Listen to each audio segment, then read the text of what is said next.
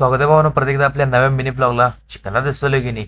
तू बघा नाश्ता करायला मी गण्या रोह्या आव्या लोणी डोसाला राजारामपुरी तू मला बघा आमचा डोसा मस्तपैकी आता गच्चपैकी चौघान झाले ओढायचं आणि जायचं इथं. निघालेलोच बघा तेवढ्यात आपल्याला एक मित्र मिळाला आपला संजीव मधला कर्नाटकचा आदर्श नावाचा. भेटलो आम्ही फोटो बिटो काढलेत बघा कडक मध्ये. लॉक खोललो बघा दरवाजाचा आलो घरला. निवार कंटाळा आलता अड्डी चप्पल हे आपला कंटाळायला चेहरा लय कंटाळा हो.